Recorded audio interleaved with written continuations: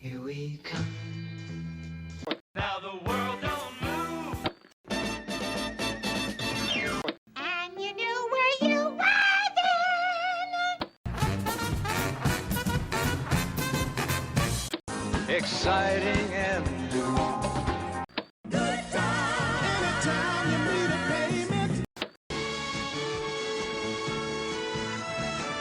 You take a good, you take a bad, you take them all, from there you have the facts of life. It's TV Talkaholics in your ear holes every single month. Thank you for downloading and pressing play. I am already on the Zoom. This is David, by the way, in case you didn't know. Already on the Zoom with, as you've heard me sing his praises before, my dear, close personal friend, Ken Reid. Hello. Glad to be here. Thank you so much for doing this. Oh, you're welcome. No, anytime I get to watch rewatch a 70s TV movie, I always jump at the opportunity. Yeah, I feel like there's kind of another podcast there, like just a TV movies podcast, but Potentially. but unfortunately you have to watch all the TV movies, and some of them are just ugh. Yeah, I see some of them are more ripe for like a watch along podcast where you have like a Yeah. group of people, you kind of need that communal experience, but some of the best TV movies were made in the 70s, and I would put this in the list. I would too. The Girl Most Likely To, from November of 1973. I believe it was when you and I finally met in person this past August, when you mentioned in passing that you liked it, and I was like, oh my God, I want to do this, and Matthew doesn't want to do it. What's his Matthew's- problem with it? He What's refuses. What's his fucking problem? Yeah, exactly. So we get the Bostonians together and say, yeah, Matthew, Yeah. that piece of shit doesn't want to watch a fucking movie. You're better than me, huh? But I don't know what his problem is, other than he just assumes it's going to be one of those, we watch it and say it's good, but ironically, and I don't- Like Someone I Touched. maybe. And the Cloris Leachman movie called Someone I Yes, Touched. also, yeah. Yeah. What does he got a problem with Stockard Channon? Stockard. What a great name, Stockard, for a Bostonian. Oh my Lord. Almost as good as Mark Harmon, but Mark Harmon, Stockard Channon, you said that. Oh, Mark Price. Mark. So who is it that Oprah's old fitness coach, Bob Harper? Oh, I don't know him. He's one of the, I think he's the Make the Connection. The Oprah Make the Connection book was when Bob Gotcha. Harper was his thing. But yeah, Bob Harper. And I'm like, Did he only work for Oprah because his last name was so similar to Harpo? yeah, that's why he actually had to change it legally. It was a Yeah. prerequisite for working. His last name actually was Rabinowitz at Right. birth, but It's like if you're in the Chinese opera, you're Sifu, you take on their last name. yeah. But yes, I tried to drop casually in conversation that you and I had the joy and pleasure of meeting in person when I was up in Boston this last Yeah. August. We didn't get our Saushua Bapai though. We got a No, we we could stayed do in the it. city, which, but we had a lovely Greek meal. We had a Greek meal, and you introduced me to Union Street Donuts. Yes. Holy ooh, shit! Yeah. Yeah, their holiday selection this year, outstanding. They did a cranberry, rosemary, filled donut. They had an amazing spiked eggnog donut. Oh It was man, it was wonderful. But it was great to meet you. It was great to enjoy some food and talk stuff. And we talked about the cons and you getting back to stand up and everything. You did quite a few. I was just listening to your year-end wrap-up. Thank you for the shout-out, by the way. Oh, I you're quite appreciate that, since we gave you shit the one year you forgot. So you Yeah, feel like you it are happens. obligated. It was Matthew, not me. Matthew Fair did enough. that. Fair enough. But you were talking, I think you were talking about Union Square Donuts on it too, Yeah, weren't you? of course. Yeah. I think you were. I can't go 10 minutes without talking about Union Square Donuts. And I'm here to verify that you are justified. You're totally justified. But you were talking about how you've been doing a lot of stand-up gigs this year, opening for Todd Barry. Oh yeah. Todd's taken me out for like a week or so, at least once a year since 2009, shockingly. Mhm. So yeah, Is he a Bostonian?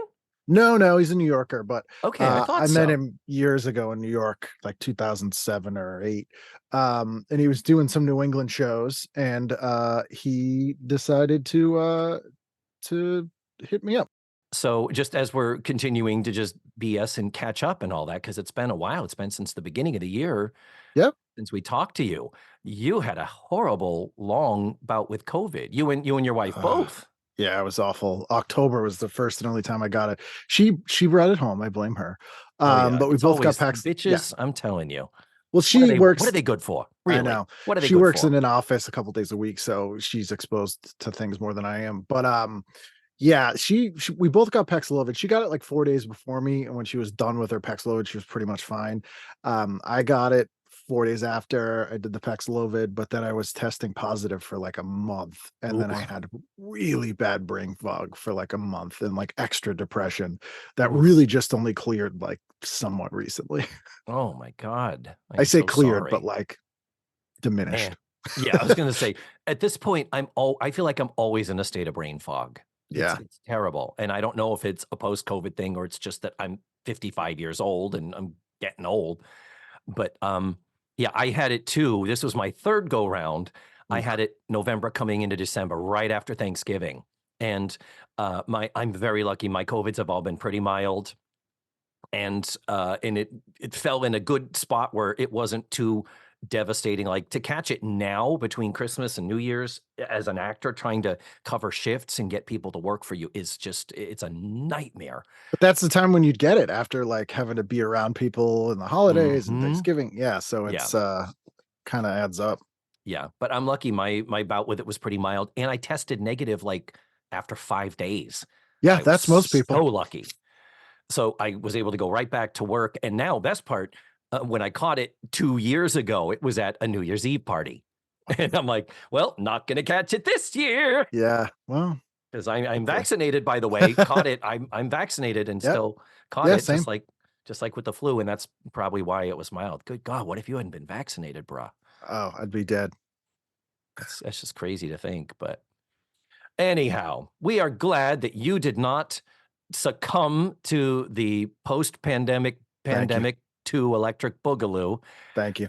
so that you could be here to enjoy the girl most likely to. Yay! Yeah, Before we start, though, I do need to do a quick housekeeping and sure. thank a listener named Mike H. Mike H sent me a little Christmas present, sent me a little thing. I can't say what it is, but it was through PayPal. Mhm. Mhm. So, he sent me a little Christmas present just to show his support of the show, and I really appreciate that, Mike. Thank you. Happy holidays right back to you, and a peaceful, prosperous, healthy New Year to you and yourn, as Matthew would say. Yorn. You and Not yourn. not Pete Yorn. No, nothing yourn. So, yeah, let's talk about The Girl Most Likely To, which is on YouTube. A Yep. beautiful transfer, I will Yeah, add. Kino Lorber, who is a great, physical media company. A few friends of mine work for them, and a bunch of Mhm. people I know and have had on the show have done commentary tracks for a lot of their Blu-rays. Um, they have a Kino Cult channel on YouTube, and they post full movies up there. And there's a really good library of movies, and this is one of them. Yeah, this 1972, made in 1972, aired in 1973 TV movie. The script writing debut of Joan Rivers. Yeah, her first, like, writing a movie credit. She had been Yes. writing for other comedians and writing her own. She was already a fairly well-established, Yes. Oh, of course. stand-up. But even if her name wasn't on this script, like, she wrote this script because most, aside from a lot of the things that she's obsessed with, like, most of Mhm. the lines are just like sound like her or Yeah. on stage things. Yeah, oh, yeah, absolutely. Her voice is Yeah. very prominent, especially, Stockard Channing's character, how she does laugh at herself, like, Yeah. how the pre-transformation Stockard kinda has those one-liners and quips that make her very endearing. She's a very, very appealing, likable protagonist.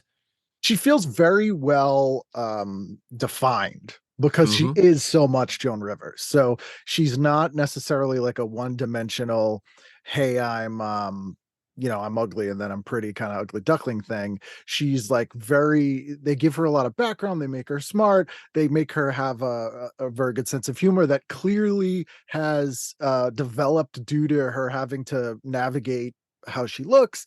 It makes sense. Well, actually, Ken, let's start getting a little academic, as I like to do.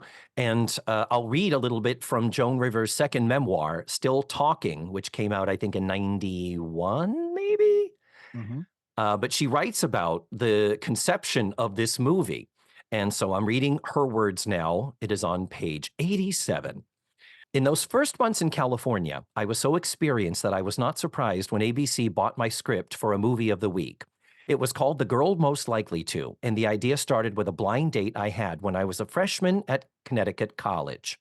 The boy was from Yale, and he was standing at the foot of the stairs in my dorm as I descended, 132 pounds of chubby pulchritude, dressed in a gray flannel dress and little gray flannel shoes to match. He turned to the girl who had fixed him up and said, disgusted, "Why didn't you tell me?" All evening, he ignored me. It was a weekend, so he had to come by the next day. He arrived for breakfast at 1:45 p.m., just in time to say, well, let's have a cup of coffee. Gee, I got to catch my train to New Haven. I had been waiting since 9 a.m.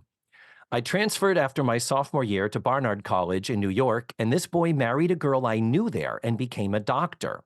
Years later in California, that girl called me, and I invited her to a large supper party I was giving by the pool. This same boy walks in with her, fat now and bald, 40-something. He had no idea I had been 132-pound Joan Malinsky. He was all over me.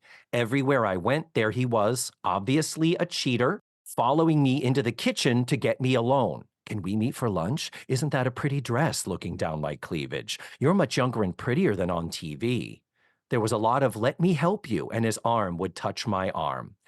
As his car pulled out of the driveway, I told everybody the story. And then now this is Joan quoting her own words. I should have said, does the name Joan Malinsky mean anything to you? And whipped out a gun and killed the son of a bitch. Yeah. My friend Kenny Solms said, that's a movie. Yeah, it's very interesting. So it's a comedy, a dark comedy, I'd say. There's a lot of suicide talk and murder, obviously. But yeah, a little bit. As a horror fan, the interesting thing about one of the many interesting things about this movie is it predates the slasher craze by at least 6 years. Yeah. And the structure of it is exactly the slasher formula. So like inciting incident, somebody is ridiculed and a prank goes wrong, something like that, and then they come back and seek revenge on all the people that wronged them. I mean, we're literally talking about hundreds of slasher movies. This is the plot of the movie. And so there's that piece, and really the first sort of modern teenage horror movie that this would most closely align with is Carrie, but that was 1976. So, even this predates that. The other thing it reminded me of was The Abominable Dr. Phibes from 1971, which is Vincent Price. Some surgeons try to save his wife. They've both been in a car accident. She dies. He's horribly disfigured and presumed dead. And then he spends the rest of the movie dishing out the biblical plagues in punishment to kill all the doctors that didn't save his wife. I And remember it's very that. similar to this. Yeah. Yeah, that ran. I remember that running like on the Creature double feature It's great. and stuff It's when I great. was a kid. I remember catching bits and pieces of that because the Creature double feature on Channel 56 was definitely a thing, and we would often tune into it, but I wasn't like glued to the TV the way I was glued to Laverne and Shirley or The Facts of Life. I was definitely a comedy kid. And so my knowledge, you are such a horror movie kid, and I'm quite a bit less versed than But you are. Dr. Phibes is a dark comedy as well. Like if you like this movie, go watch Dr. Phibes. There's two of them. There's The Abominable and Dr. Phibes Rises Again. They're very tongue in cheek. They also take place in the 20s, so they have this Art Deco Ooh. 1920s aesthetic. Vincent Price speaks through putting a plug in his neck that comes out of a gramophone, and he has a clockwork jazz band, and like it's very like it's just visually it's really interesting, but it's a very very good movie. The guy who made it worked on the Avengers, and it's kind of got that vibe. Oh, interesting. Cool. Well, we're talking about this movie because of its connection to the facts of life, of course. And we have to address that the coach at the college of the football team is the wonderful Chuck McCann, discussed with you, Ken, when we had you on the show to discuss season 9, episode 10 of the Facts of Life, called It's a Wonderful Christmas. And so Chuck McCann is the thing. Initially, I thought Reb Brown was the connection. Am I crazy? I can't find Reb Brown in this movie, even though he's credited as a football player. Yeah, you asked. It's tough though because there's a lot of like 70s blonde jock football players in this, in all those scenes. So it very well could be. I don't think he has any line. I know, but that's it. He must have had something that landed on the cutting room floor, because you don't get a credit as a football player if you don't have a line. But I mean, Reb Brown he's a big, muscular dude. Yeah. Initially, I thought the Larry Wilcox role was Reb Brown because they're very much the same physicality as far as big football players. But Reb Brown was the bouncer at the Chug-a-Lug when Joe and the girls go there on Joe's first arrival at Eastland, and I thought, oh, Reb Brown is the thing. Right. He would later be Captain America in the Captain America TV movies. Hot off the heels of your Hunter for the Future. Yeah. Wow. If you ever want to see him in fur bikini bottoms for the duration of a film, that's your movie. And who doesn't? But anyway, Reb Brown, I thought he was the connective tissue here. Thank God we have Chuck McCann. And let's start talking. Well, I guess this is the point where I should put you on the spot, Ken. And we've kind of already alluded to it, but give us the TV Guide synopsis. I will allow, since it's a TV movie, I will allow a close-up box length synopsis of this. An ugly duckling played by Stockard Channing is remade into a beautiful swan after a car accident and takes revenge on those who wronged her. Oh, perfection. That's why he's the TV guidance counselor, listeners.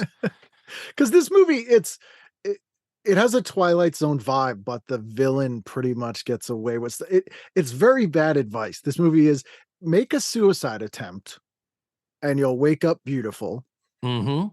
And then kill everyone who was mean to you, and it'll pretty much work out. Yeah. Now, this is a good point of debate. Do you think it was a suicide attempt, or do you just think she was upset and driving recklessly in her upsetness in the rain?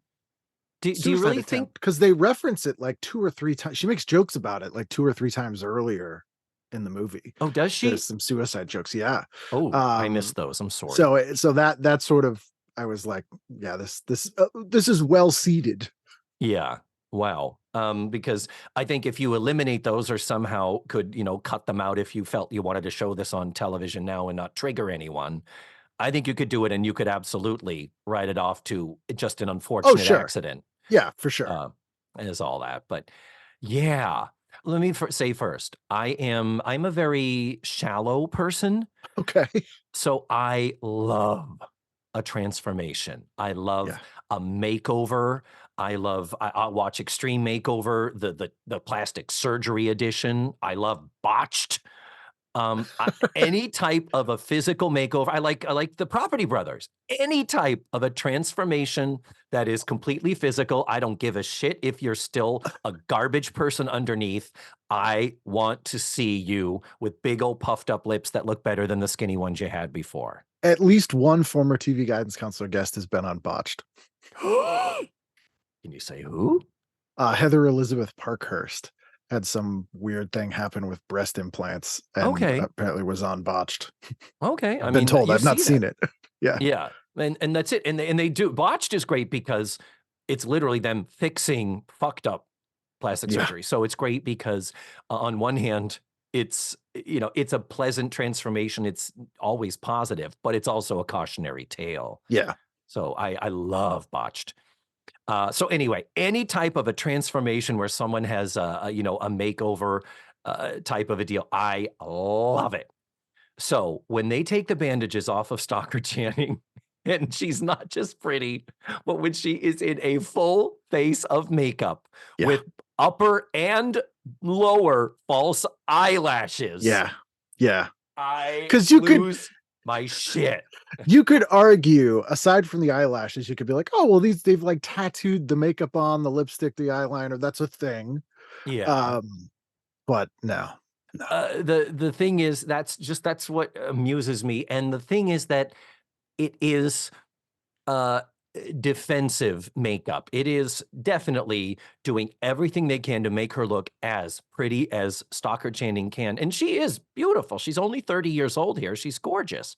But she has very round eyes, very Yes. small, round eyes. And of course, with those, you always want to make them bigger and do that. So upper lashes will always help. But the fact that they've put the lower lashes on, but they don't run the contour of her eye, they just put them straight on, straight out Yeah. to give the impression of more eyeball between them. But in a couple of shots, they're off just by a couple of millimeters. The Yeah. scene where she's walking down the hallway and one of the doctors, I think, swats her ass or something, Oh, and yeah. her reaction is looking directly to camera, like it's a security camera almost. That's a Right. point where it's like, "Ooh, makeup artist, you just it's just a little bit off." And, or cameraman, you could have cheated the angle a little to help that.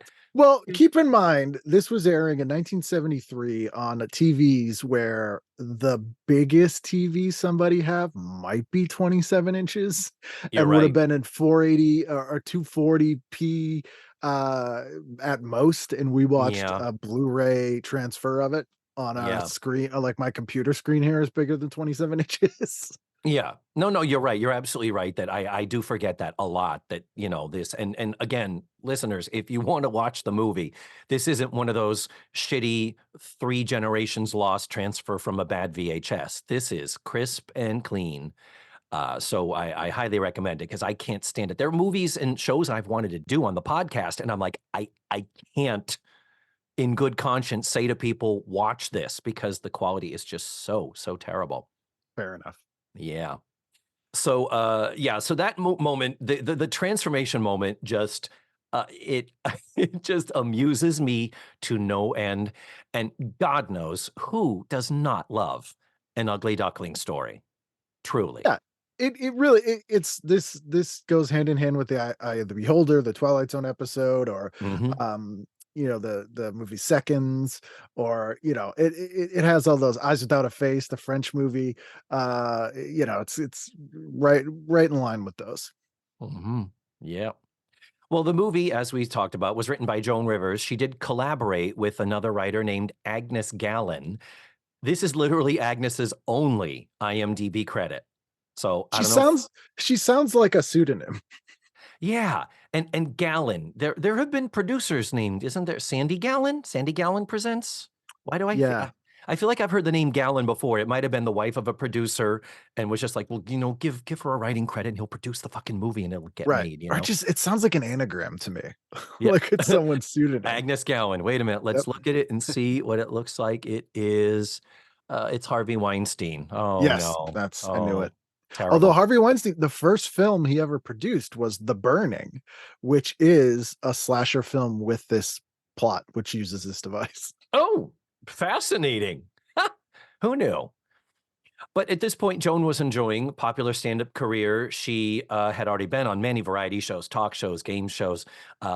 When the first 5 seasons of Carol Burnett were released as the lost episodes of the Carol Burnett show, and those are all streaming on Pluto right now, you have many appearances of Joan Rivers on the show. And it is so funny because it's motherhood, it's pregnancy, it's childbirth, and it's all women-related things that even Phyllis Diller didn't go there in her comedy. Like, she didn't talk about actual being in the delivery room in the stirrups. That was Right. very scandalous and brought her a lot of attention in its time for being so completely unexplored terrain in the world of comedy. Yeah, and she would like Phyllis Diller. Well, not like Phyllis Diller was always the butt of it, the jokes. Phyllis Diller was always, I'm ugly, I'm so Yeah. hideous. And Joan Rivers sort of did a brilliant thing where she sort of made you think that's what she was doing, but really she was criticizing everyone else. Like it was a really brilliant sort of way to sneak in those sorts of things in her stand-up, sort of using the format and vibe of things people were already used to. Yeah, and this does predate. I mean, before the cranky, I fucking hate old people and Yeah, fuck that's yeah, that's later Joan Rivers. yeah, This is the one where, yeah, she'll do self-deprecating comedy, but that was her out to then turn around and criticize nurses, yep, stewardesses, all the pretty girl professions, yep, which we know she secretly coveted, but she was sure. always an ugly duckling or perceived herself to be an ugly duckling herself. And, yeah, so And she saw enlightenment through surgery. yeah, oh god, and so yes, absolutely. I think it's still in the Still Talking, the second memoir, where she talks about one of the times she went under the knife, she got a facelift and something it was like she had 3 procedures planned, and she was like, "We came out of surgery, I came out of the anesthetic, the doctor forgot to give her the eye job." He forgot, so she's like, "Okay, I owe you an eye job next time because it's gonna be He'll a be next back. time." Yeah. Yeah, and it's interesting too, like in the early '70s, nobody was okay with saying they had plastic surgery, nobody. Oh, no, no, no, no, no. So it's interesting the way that she was able to get around that was that it was correcting an accident. Yeah, It was, no fault of her own. yeah. It's a very interesting, absolving her of wanting to be better looking. Yeah. And literally the hottest point of her career was when I was a teenager. It was probably around 81, 82 when it's just she just exploded. It's like the time was just right. And she even writes it. She's very circumspect about even in 1991 when she had her morning talk show and had won an Emmy for it. But at that point, her husband had taken his own life. They had been Mhm, through some shit in her family. Even she was like, "This was the biggest and most famous I ever was." Like, mhm. she even understood that she never will ever be again that famous, and I appreciated that. That's always a good thing. I'm told that other memoirs like David Cassidy's, and things are them belly aching that they didn't stay as famous as they wanted to, and Well, unlike most of those people, she actually wrote her books.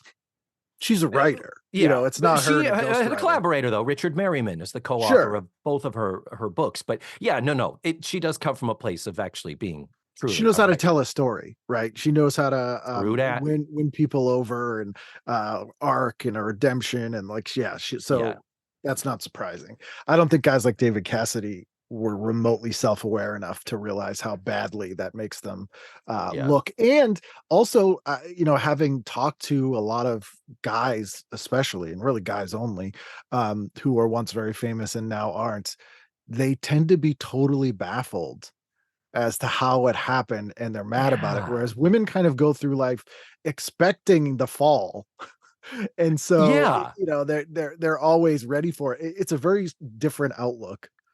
Yeah, if you're smart and you have a showbiz career, you understand that if you are able to how many times have you talked about Marla Gibbs kept a day job, a separate Yeah, job through most of the run of the Jeffersons? yeah, and Joan Rivers, I mean, she was busting her ass up until her death, like, she'd fly Mhm. from the set of a TV show to go do a stand-up and, like, constantly like, she was, obsessive Yeah, yeah, I about was it. gonna say workaholic, like, I think, almost to the point of there was some, um, mental illness Yeah, I mean, coming into John that. Waters is the same way, like, if he has an open date on his calendar, he freaks out like he needs to have something all the Yeah. time. Mhm. Yeah, no, she's like that, and, the other thing in the '80s, I remember, of course, the big thing was that it was in 1983. The big deal was she was named the permanent guest host for Johnny Carson Mhm. whenever Johnny would take time off from The Tonight Show. That was a big deal. Number 1, to have a permanent singular person and not a rotating docket, including your Gary Shandlings and Jay Leno's Yep, and, all that, so that Rob was a big Reiner. deal. Rob Reiner, yeah. So that was a big deal in and of itself, but also a Yeah, women in, in the late night landscape, that still is, something that hasn't really fully been, leveled, that playing field. But then a few years later, when the Fox network was starting up in '87, they offered her her own show, and she said yes, and Johnny Carson took that as a personal betrayal. Yep. And he blacklisted her, and no one, if anyone did her show, they could never be on the Tonight Show, which actually held a lot of weight at that time. So Mhm. she was getting like Z-lister, like she couldn't get guests. Yeah, Yeah, it was pretty bad. He was a real bastard to her and yeah, other people, but yeah, and specifically to only her. because she wanted to work. She had the chance to have it, and, you But know she didn't go to him and ask if it was okay. He never yeah. blessed it. That was the thing. It was like, And her response was, "We had great on-camera rapport, but when I worked, he was not there. We were not yeah, friends." right. They were barely colleagues, Yeah. really. I mean, that's And true with yet a lot of people in Carson. oh god, yeah, yeah, Carson no, it was he was so good on camera and so likable and affable and the set up a joke and, that's all things, but yeah, by all accounts, they mask it under he was fiercely private. But but no, the real reality of the situation was he was kind of aloof and shut off and not very personable when the Yeah, cameras weren't rolling. yeah. So then that show failed, that was difficult, and then, her husband, who was also kind of her manager, Edgar Rosenberg, he took his own life, and she Yeah. writes about that in the memoir, and that was devastating. So she didn't really start to bounce back with her daytime talk show, and then later her fashion stuff, her red carpet stuff, her QVC jewelry, and all that. That was all far ahead of her. At this Yeah, that point, was 3rd act stuff. yeah, yeah, definitely, yeah. So at this point, she was just a successful appearing on television comedian, and she and her husband had recently relocated to California, trying to market themselves as a producer-writer team where Edgar would produce, Right. stuff that she would write, and she does write that they really struggled. They thought it was gonna be easier. They thought her TV appearances from the New York side of TV would buy them something, and it really wasn't. There was really no currency. Well, if you look at the New York side of TV, which Carson had moved to LA by that time, but New York was talk shows, game shows, not scripted stuff aside from soaps. Yeah. And so to then shift to California with aside from the fact that it's a very different mentality, different things are appreciated over where New York at the time. To then be like, here's scripted and movies and things that to them they're like, this has nothing to do with what you were doing. Why would Yeah. we hire? So I'm not surprised by that. She was kind of a it's weird when she talks and wrote about herself in the sense of being an ugly duckling. I mean, there is so much of her in this character of Miriam that Stockard Channing plays, getting back to the movie, that I look at pictures and I'm like, "Okay, she wasn't." I mean, she certainly wasn't an extraordinarily attractive younger person, but I look at her and I think she's kind of like a Tina Fey, where she's just, darker eyes, thicker eyebrows, darker Well, yeah, hair. I mean, she had some mental illness there, like Yeah. no doubt. Definitely some dysmorphia where Yeah, because I mean, she wasn't a tall, skinny, blonde bimbo with big boobs, and that's what everybody wanted. So, the fact that over time she colored her hair and we know that she after Edgar's suicide, we know that she went full on bulimic yeah, to control her weight because and that was addicted to surgery, which killed her. yeah, yeah, and then the surgery, yeah, changing her face constantly as she aged. It But was pretty crazy. the interesting thing about this movie is that it almost has the message that um people underestimate you because how you look, or they discredit you because of how you look, but you can still earn their respect and earn their friendship or earn their thing through skills. Because she paints this Sucker Cheney's character as someone who's had a million jobs, has a ton of skills, is very Mm, smart, and even to the point where the reason she ends up marrying the detective that's been investigating the case is that he's so impressed with how she was able to kill all these people. But that's completely undermined by the fact that none of that mattered until she got hot. yeah, exactly. That's putting it beautifully. The love story, yeah. Spoiler alert for the end is that Ed Asner, as the role of the detective in the end of the film, he finally catches up to her.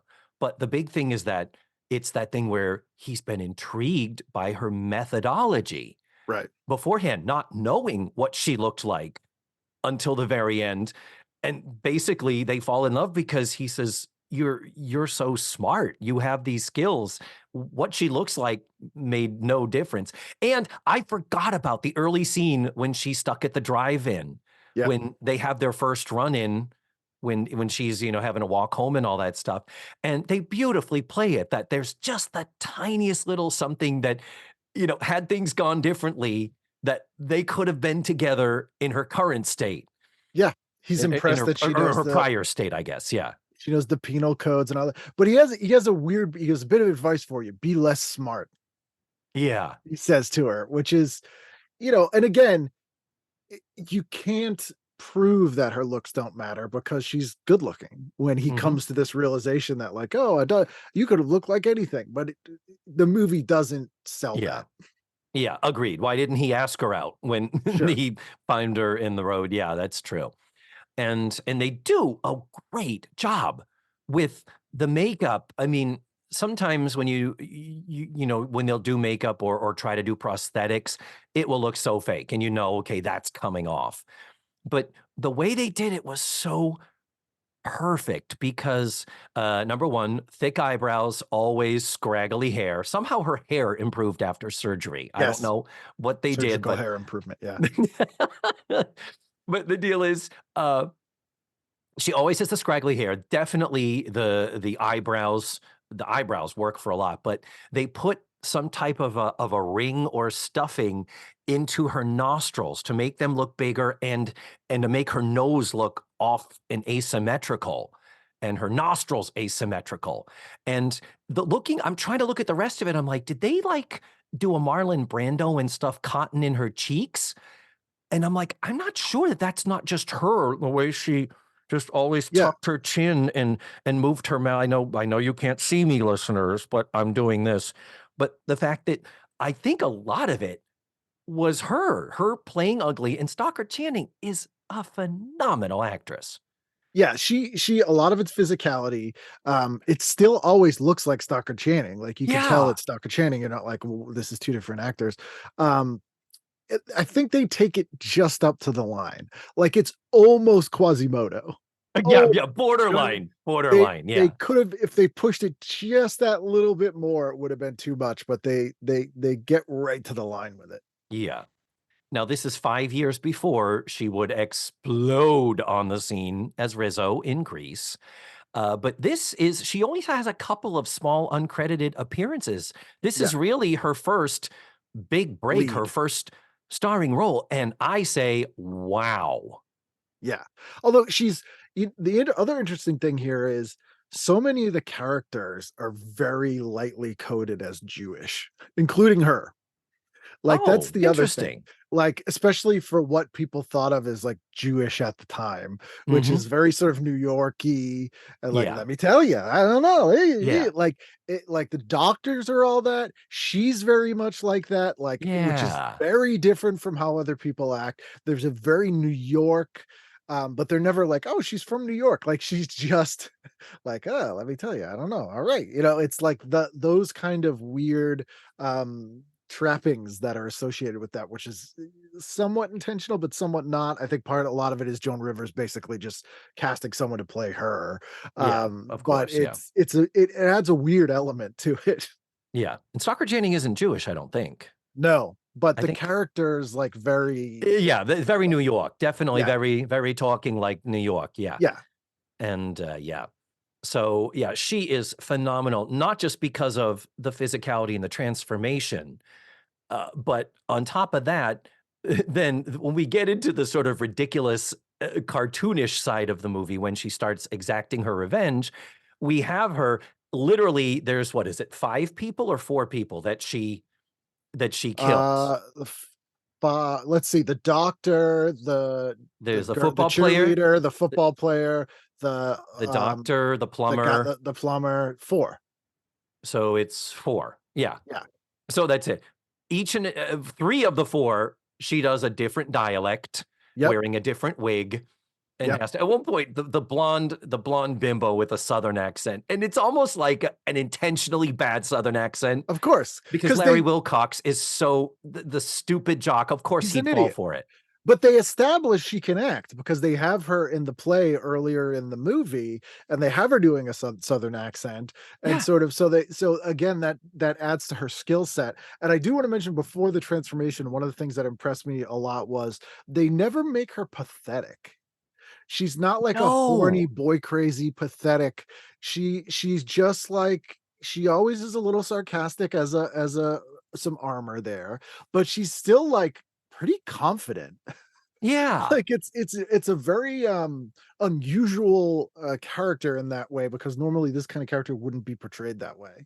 Yeah. No, she's not pitiable at all in the beginning part. She just keeps, she is who she is, and she has her sense of humor. Clearly, it's her armor. And then, then finally she does at one point finally have the breakdown where she does cry and say that there is no excuse for being this cruel. This is Yeah, really not fair. which is And it, correct. Like that's yes, the right yes. reaction. Yeah. Oh my God. So let's talk about some of the supporting players here. Literally, registration day, the very first scene, the first line is spoken by a young college student among the group who will go on to have some more lines and some more presence. Annette O'Toole. Yep. Yeah. Annette O'Toole, married to Michael McKean. Michael McCann. Yes. And I didn't know that till I think when Yeah. I was researching this, I went, wait, what? She's also in some great made-for-TV movies. She's in one called The Best Legs in the Eighth Grade, which is Wow. a very fun TV movie. And of course, She's in the It miniseries and some other stuff. Yeah. And of course, best known for being Lana Lang in Superman 3. Yes. But, younger generations will know her as Martha Kent in 10 seasons of Smallville. Well, everybody knows her from Cat People. Cat People, yes, that too, yeah.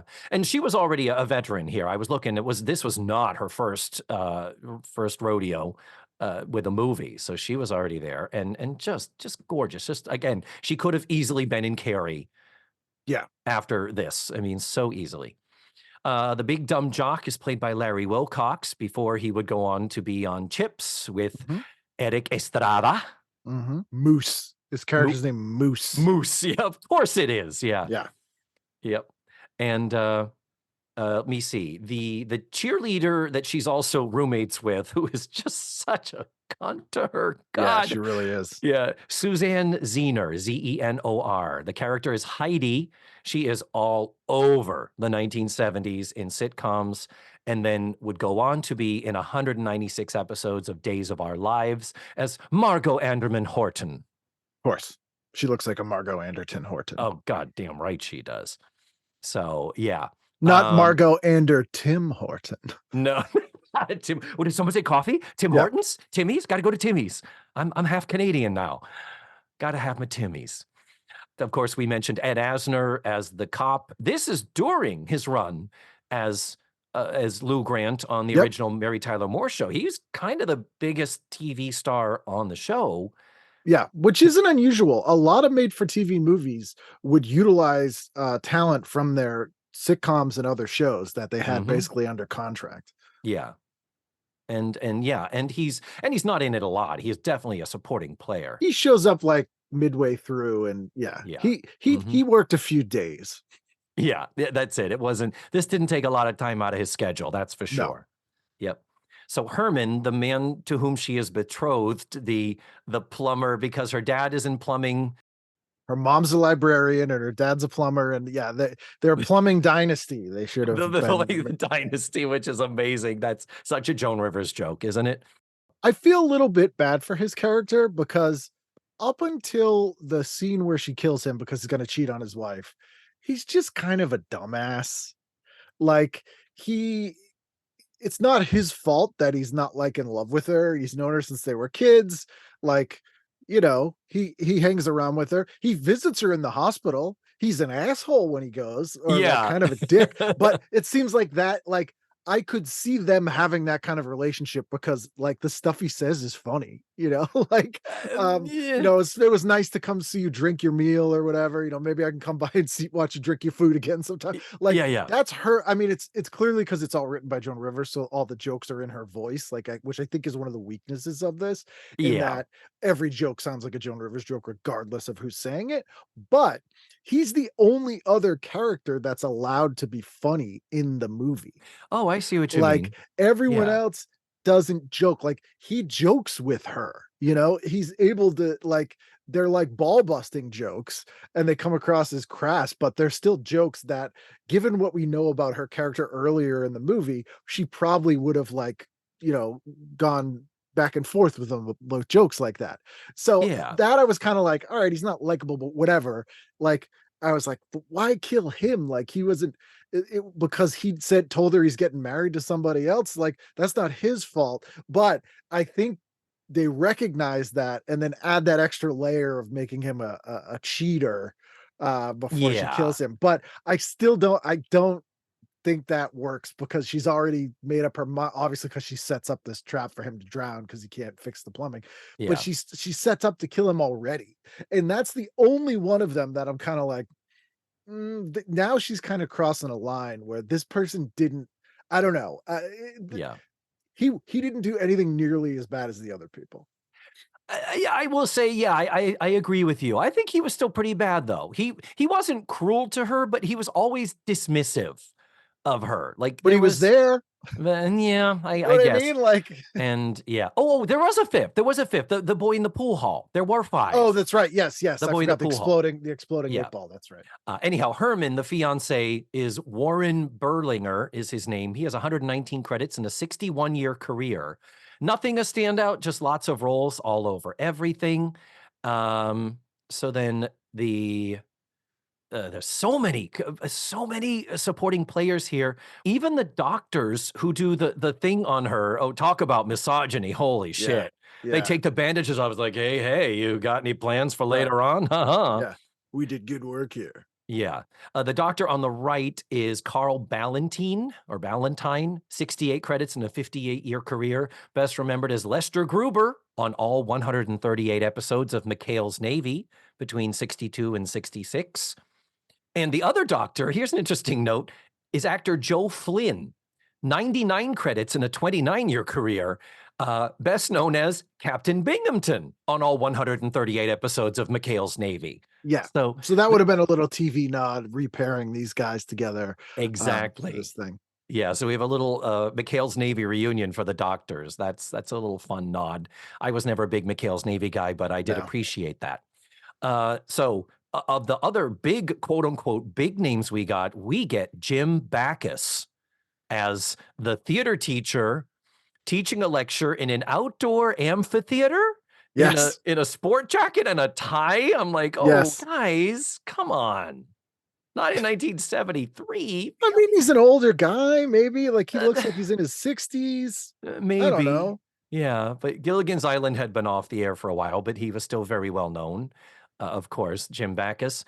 And I've got two guys I want to talk about here. Let's first talk about this doctor guy that sets her up and humiliates her in a surgical auditorium. Yeah. Do those really exist, Ken, or do we think that's a TV trope? Do No, they do. surgical? I mean, they would, especially if this is presumably like a teaching hospital, like, because it's college related. Oh, you're So right. those You're do right. exist. Yeah. And it's Gopher, right? It's Fred Grandy, Yep. future congressman, but future gopher on the Love Boat. Republican congressman, I think, right? Yes, I Yeah. believe so. Thought Yeah, so. Yeah. He's an yeah. So, asshole. but where is Fred Grandy? I Because had it. they do a little bit of a switcheroo there, where he's presented which I think is well done, where he's presented as kind of a nerd. The other guys are busting his balls, and she sees, like, oh, a fellow traveler in this Yeah, world. yeah, a fellow, Yeah. shit upon person. They seem like he is genuinely nice, and you're like, oh, this is so great. And then when he turns out to be just as bad as the others, and later, by the time her surgery's over and she passes him in the hospital corridor, and he doesn't even recognize Of her. course not. Yeah. You can tell there's just the tiniest little nod that, oh, he's one of the boys now. Like they've Yeah. accepted him. That was part of his initiation of proving himself to them. That one really stung. I think that one stung the most. Yeah, because he was probably the one that had the best promise of all of them. Yeah, Fred Grandy I thought he served in Congress longer than he did. Fred Grandy was only the U.S. representative for Iowa from 87 to 95. That's I- still eight years It's in 8 years. Congress. That's 8 years a congressman. But I thought, and I guess maybe he did other local or, He was in the Uh, House, right? yeah, That's 4 House terms. that's 4. Yeah, I guess. But I thought that he did it longer or had more positions. He was Anyway. one of the first notable television people that got a thing like that. So I think that's why I probably stood out more. Yeah. Yeah, exactly. So here's an interesting thing. We have this other guy who is always with Jim Backus. His name is Charlie. And Yes. he's kind of hanging on Jim Backus. So he's clearly in the theater department. And later at one point, when they give the part to Stockard Channing and Heidi is mad because Heidi wants the role, Yeah. he says to her from sitting in the back something along the lines of, "Give it up, Sweetums. The professor wants her to do it." Yeah. And he's sitting with his legs crossed, wearing a crocheted doily-like shirt with yellow flowers on it. Oh, okay, I see what you're doing here. He's Queenie. They've made him Queenie. The gay character. Yep. He's the veiled gay character, thinly veiled. So this actor is Dennis Dugan. And I was most surprised when I looked him up. Did you look him up? I didn't look up Dennis Dugan, no. 67 acting credits in a 52-year career. Also a producer and a director. The 40 name is familiar. 40 directing credits, many of them big-name TV shows until 1996, when he made his feature film debut, directing a little movie called Happy Gilmore. Yes, he's in all the Adam Sandler stuff. That's why he looks familiar to people. And That's also right. directed Big Daddy, Jack and Jill, Grown Ups, I Now Pronounce You Chuck and Larry, Don't Mess with the Zohan, Grown Ups 2, Just Go Yep. With It. It's like, holy shit, he's basically the on-hand director for Happy Gilmore Productions, which is Adam Sandler's production company. Happy For Madison. Happy Madison, for Happy Madison Productions, I mean, yes. You skipped over his, I believe, directorial debut, Problem Child. Oh, did he do Problem Child before Happy Yes. Gilmore? Directed both the Problem Child films. Wow. So the big, always talked about on Gilbert Gottfried's podcast, that were the biggest films, highest profile films that Gilbert Gottfried was in, right? Although, do you know who wrote the Problem Child movies? Who? Scott Alexander and Larry Krasinski, Dana Gould's friends, who wrote Ed Wood and The People versus OJ and like a Oh ton my of other God. stuff. And That was their first. wow. And first People produced versus movie. Larry Flint too, right? Yeah. Yeah. Oh my God, that's so funny. Amazing. So that was a surprise to discover that this guy in this little role as the queen sitting in the back of the room. I'm like, what? Yeah. I did look to see if he still continued on. Like he hasn't done like the murder mystery Adam Sandler movies. He hasn't done the most recent of the. No, he did the core ones. Yeah, sort of, yeah. And of course, Chuck McCann as the coach. It's literally one scene, and he's just brilliantly Chuck McCann. God Yeah. bless him.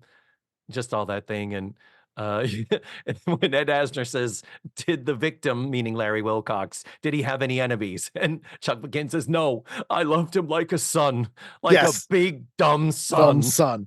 Yeah, which reminded me of no real reason why, but the scene in Heathers where it's I love my dead gay son. Yeah, yes.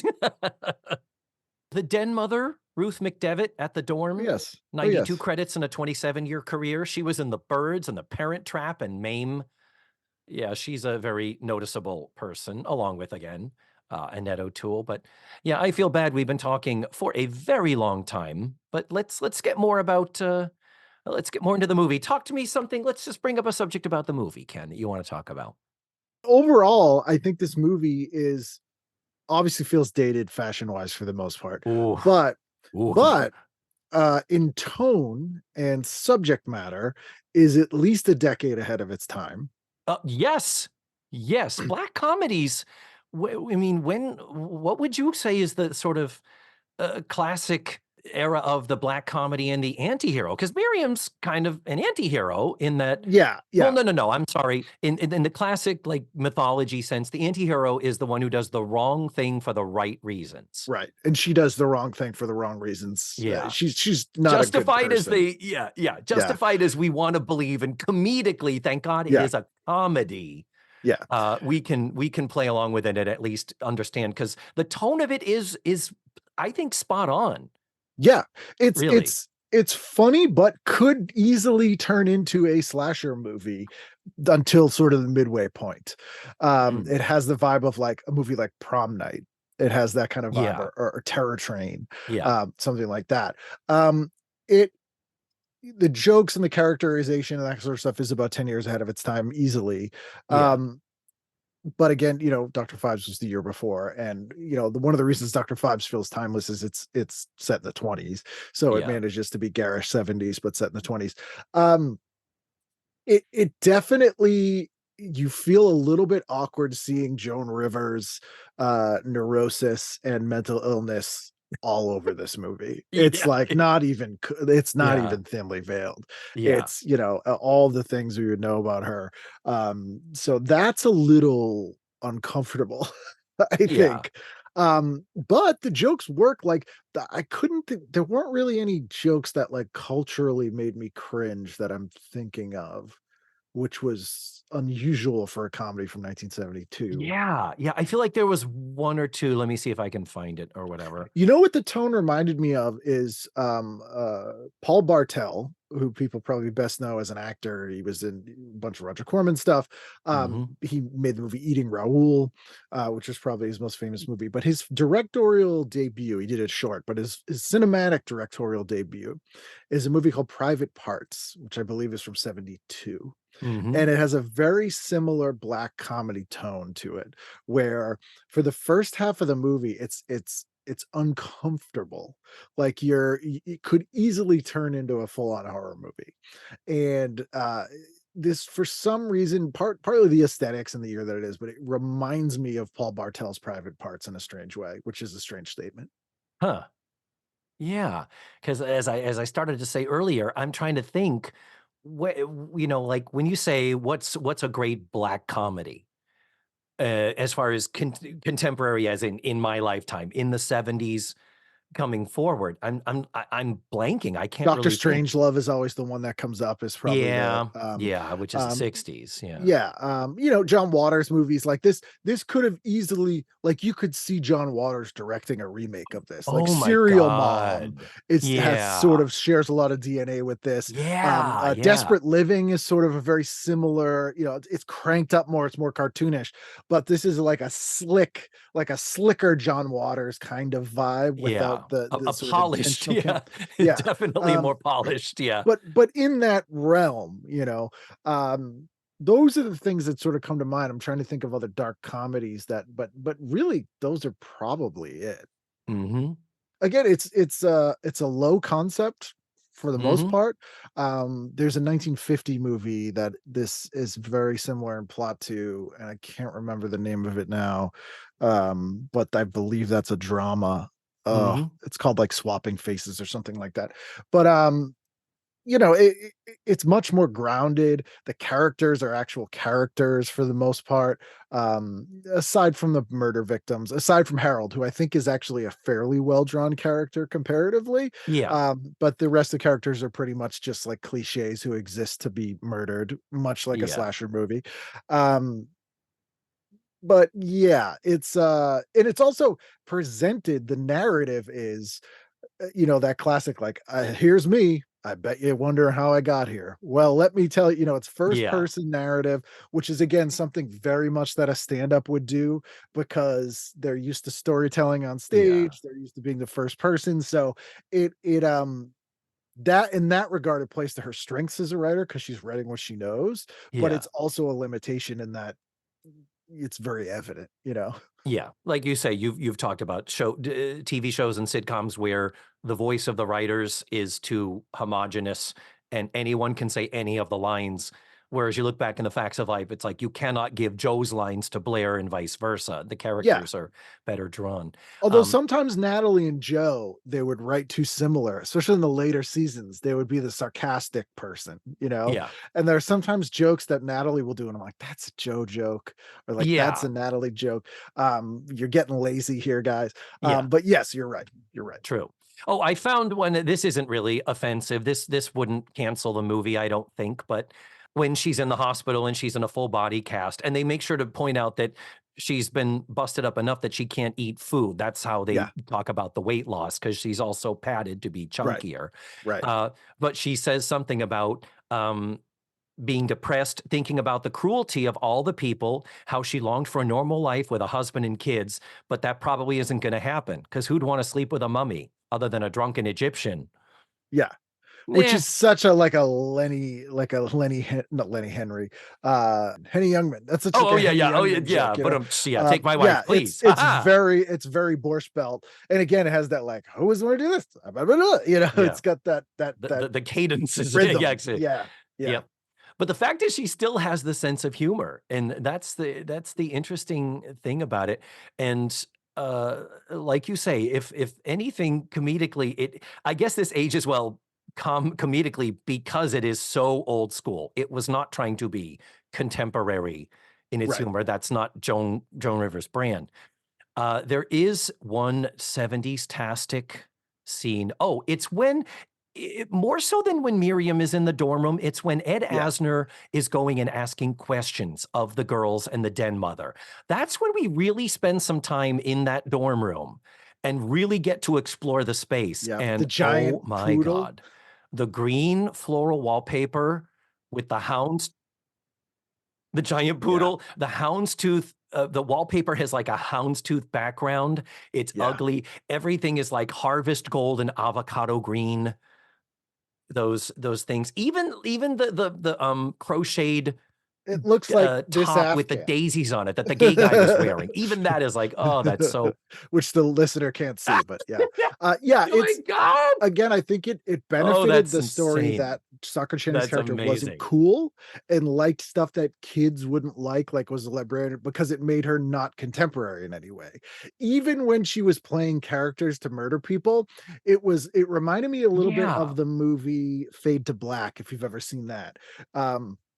Fade to Black stars Christopher, the one from Breaking I've Away. not. Christopher, who's also in It with Annette O'Toole.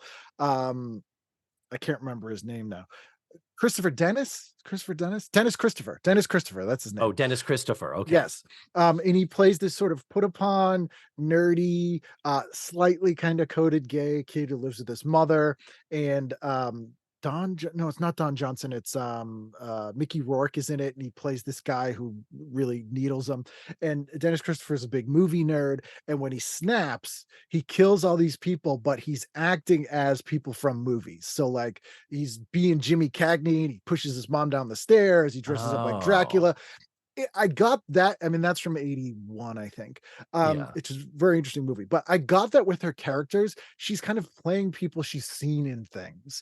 Like the nurse is like a character she saw in movies, or the English makeup artist coming in and saying, "I'm afraid you're not the image our company wants." And she's doing impressions of people that she's seen in movies and sort of this like fictional life, which I like that aspect of. I also like that the sense of humor carried over to the murders, in that they were essentially deadly practical jokes, every single one of them. Yeah. So there was like a specific comeuppance that was tied to sort of what they did to her, but also kind of like their character. So that sort of also thematically worked. Yeah. I mean, Fred Grandy is killed when she sends him in for unnecessary surgery. Yes. And the cheerleader dies when she does a backflip off of a balcony. Yes. And the plumber Exploding drowns. 8-ball. Yeah. The so guy hits the 8-ball and it explodes. Yeah. And the football player jumps out of an airplane. That one doesn't quite parachuting work. And his parachute doesn't open. Yeah, that's probably the most I guess as a daredevil. I don't really get it Dumb either. guy. The plumber one works because it's almost a proto Saw kind of thing. Because she technically gives him a Yes. chance to save himself, which is also from Dr. Phibes. At one point in Dr. Yeah. Phibes, he implants a key in this guy's wife, and he's like, "This key will unlock this device if you can take it, like remove it from your wife surgically in time for you not to die from this thing." So Yeah. it's that kind of thing. And so that was interesting. But yeah, Yeah. there's a lot of other movies pre and post in this, which I think also is why it's enjoyable. Yeah. And I think what you were saying is how the fact that you're right, structurally, it does mirror so many things, particularly that came after it, that it still does hold up. I think it's delightful. The second half of it, once she starts doing the killings and the murders, visually they maybe could have gone for some creepier angles, maybe some lighting. That some of Still that could made have. for TV. Yeah, and they're trying to make a comedy. You know what I Yeah, mean? I it's think still that's trying to be a why. comedy, but they could have. I think they could have taken that a little further, and it wouldn't have hurt it. But right now, it's fine. And I liked, like you say, the narration element of it. I really like the fact that it saved the twist for the end, where the Yeah. beginning of it is you see a priest performing a wedding, and you see a bride and a groom, and she says, "This is me." Fulfilling my life's greatest dream, my wedding day. I always wanted to be married. And then at the end, the reveal is that she's marrying Ed Asner in jail while she's still handcuffed to a security guard. It's two twists because you're like, oh, it's the Ed Asner's the twist, but then you're like, oh, there's a second one, and that kind of gets you. Yeah. Also, I'll say because this is a TV movie, the script structure works really well for this. Like it's clearly written with the structure of a TV movie in mind, or at least edited that way so that Yeah. it works because it's very tight. It's 114 minutes. So Yes. 90 Yes. minutes of TV is usually 105 minutes. So that's not even like a 2-hour movie with commercials. It's very tight. And the commercial break structure works because it's so episodic with the Yeah. like that I do this. Yes. It really works with this structure. So I imagine watching this with commercial breaks, it would still work just as well because it's structured Yeah. correct, Yeah. I believe it was 90 minutes when it ran. which is a weird Um, slot for a made for TV movie. Normally they'll push it out to 2 hours. So yeah, they ran it uh from 8:30 to 10 on ABC, by the way. yeah, But actually, this gets to a thing I typically cover earlier on, but I can talk about it now quickly. November 6th of 1973, what else was on? What else could we have watched that night? Um, and I should have told you to pull the TV guide. Damn oh, I it. could have I too. should have told you to pull it. Damn it. I See might if there have it. was, Hold on 1 second.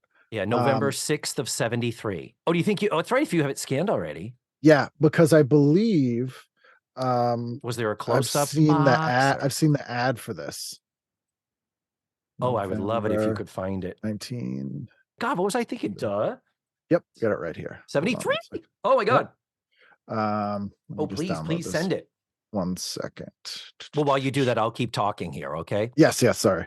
On CBS at 8 o'clock, Maude, and then at 8:30 was Hawaii Five-0. And then at 9:30, they would rotate shows, either Shaft or Hawkins, which was a legal murder mystery drama starring Jimmy Stewart. It only ran 8 episodes because he was like, I don't like TV. And then on ABC, the thing that preceded this was a sitcom called Temperatures Rising.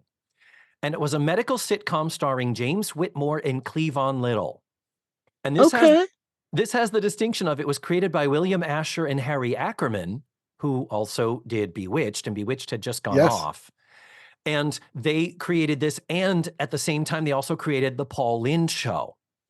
Yes. And the network said, we got to cancel one of them. So they canceled the Paul Lynde Show.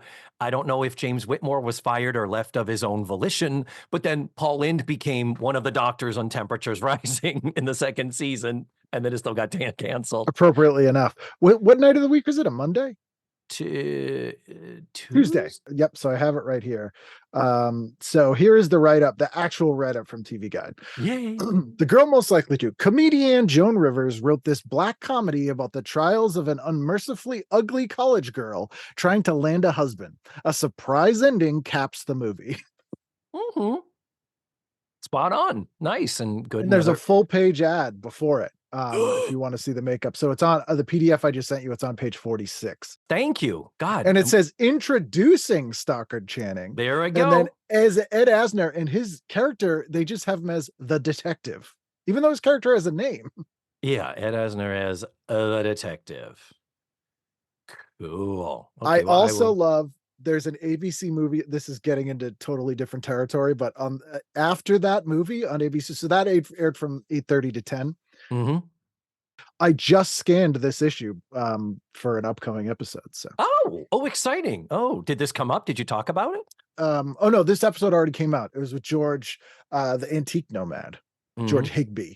And I can't remember if we talked about this or not. You might have. Now that I'm trying to think, I'm thinking maybe you did mention it. We might have, yeah. So then, continuing 8:30 movie of the week was this, and then at 10 o'clock, Marcus Welby, MD, and then on NBC we had a show at 8 o'clock called Chase, which was a crime drama starring Mitchell Ryan for one Okay. season. At 8:30, I forget if this is a show or a movie or a pilot, a show called The Magician, which starred Bill Bixby as a stage illusionist. Oh yeah, that was the show. His name is Tony Blake, a playboy philanthropist who uses his skills to solve difficult crimes as needed. This would have been the pilot movie, I guess. Yeah, that went to series. He was a huge magic nerd. Oh. The funny thing is that they basically remade that show in the UK as a show called Jonathan Creek, where a stage magician solves mysteries. Huh. And they tried to do this again in the mid 80s with a show called Black's Magic that was Hal Linden and Bernie Capel. Bernie Capel? No, not Bernie Capel. Jack no, what the hell's his name? He was on MASH. Oh, Harry Morgan? Harry Morgan. Harry Morgan plays Hal Linden's dad, and they're Okay. both magicians. This that sounds solve crimes. familiar. Yeah. That I've heard. That I have absolutely heard. Wow. Okay. So, where was I? And then at 10 o'clock on NBC, Police Story. So, not a lot going on here as far as, in the 70s when this was like, the early happy days. This was a little early for me because I was only 5 when this came on. So Yeah. it wasn't until this made the rounds, till The Girl Most Likely To made the rounds in syndication and UHF stations, that my mother pointed it out to me sometime, where she was like, "Oh, you like Joan Rivers? You're going to be a homosexual, I'm pretty sure. You like Joan Rivers. You would probably enjoy this movie." And sure enough, she did. She was right. So, yeah. So, what else do we have to say? Any parting words or last facts or anything? I'd recommend it. It's a good movie. It's a rare instance in 1970s of programming sort of geared towards women that isn't a romance condescending soap. Yeah. It's Yes. sort of like the movie Heathers and this kind of, it has that kind of vibe. Yeah. It's a little bit of a lost gem, I think, for a lot of people, if you're a Joan Rivers fan at all, but even for slasher fans, this is like a made for TV slasher. But yeah, I'm with you. I can't sign off on Rabbit Test. I'm going to give it another shot, and we'll see. That's a bit much, and also it was a terrible directing experience for her Yeah, it wasn't. backstage No one had behind the fun. camera. No one Yeah. had fun. But for this Girl Most Likely To, I'm telling you, there are, it's recommended. I'm not sure I could give it a five talkaholic chips, but it's a solid 4.5. And I still enjoy it much more than I expected to. Yeah, it holds up on rewatch. Mm-hmm. So very true. Well, Ken, thank you again so much. Your knowledge, your insight, your analysis always adds something new to the show. And that is thrilling because believe it or not, I do get tired of living in my own brain and listening to the sound of my own voice. You and me both, man. I'm the way about me. So it's nice to get out of it a little bit as well and hear someone else. Yeah. Well, good. I'm glad. So, of course, TV Guidance Counselor, look at the links in the show notes. I always post a link to your show. Thank you. Now, over 600 episodes. Yeah, close to 7. Yeah. Getting there. You on a long road trip? You driving cross country? You're on a 35-day long road trip where you don't sleep? There's some content for you, because I say, if you like this show, you will love TV guidance counselor. And yeah, so as always, I'm always happy to have you on my Zoom. I'm thrilled I can call 2023 the year that we actually met face to face. Yep. Still got to get that bar pie. Bob pie and holy cow ice cream. We'll put it on the list. Oh, and holy cow. Okay. Did I tell you I want to take you to Peaceful Meadows in Whitman? Have you ever been? No, oh yes, you know what? I have, but not in a long time. Yeah, near the toll house, where the toll Yeah. house used to be. Yep. Yeah, toll house burned down. So Into it. it's just a plaque now. Yep. So as always, Ken, thank you so much. And thank you, listeners, for listening. Smooches and goodbye. Mwah. Yep. Thank you and have a good new year. And Happy yeah, New Year, friend. Talk later. Bye now. Oh my God, you've caught me again. What? Where the hell is he? Where What? Matthew, you connected. are you kidding me? I sent you the link and said, stop in and say hello. We just hung up. You just missed him. The one time, David, you do a Zoom room and you do a podcast that's less than 2 hours, and this is what I walk into. I know. And we He's talked a already lot. gone. We talked a lot. And you know Oh. what? You're going to be really, really kind of disappointed too. Don't tell me he was shirtless. Don't tell me Ken Reid was shirtless. I won't be able to take it. He was in a tank top. Stop it right He now. was in a tank top and he had this new thing that he did with his hair. So he kept reaching up to his hair so that he kept lifting up it. So just giving me full on shots of his armpits. God damn it, David Almeida. Yeah, I know. You have my phone number, David? This is why you have my home address, David? This is why you could have sent up a smoke signal. I would have walked off stage. How dare you? At Walt Disney World, you would have walked off stage in the middle of a show. Did you make him remind the audience how tall he was and how big his feet are? So, funny that you bring up the feet. Don't He, even tell me. I don't even want to know at this point. So for Christmas, his lovely wife, Rachel, decided to get him a pedicure. No. So Stop it. his feet, he was like, I had my first pedicures. I said, really? How did it come out? Picked up, showed me, put the foot right in the I got full top and bottom. The size 12s. Yeah. Full shot of the feet. And I'm just like thinking to myself, if only Matthew had wanted to be here to talk about this movie, he could be enjoying this. I have never been so hurt. I have never been in all the years, David. I was there from the beginning. I was there before Ken Reid was even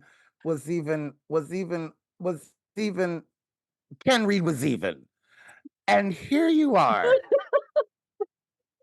having a full-on conversation about a movie I had no interest in watching. And no interest in talking about. I hope that podcast is one of the least listened to. I'm going to say it. And that's my way of hurting Ken. Because when you say to Ken, I hope your podcast is the least listened to, that's how you get them. No. Oh, wait a minute. Wait. What am I saying? It's a Zoom call. We recorded it. I have video. Wait a minute. Let me pull up the video. Hold on. I'm gonna need you to send me that in a private message. Wait a minute. I'll share the screen. I'll show it to you right now. Oh my God, I can't play. Duh, we have a Zoom call. Wait a minute. And Jesus H Christ.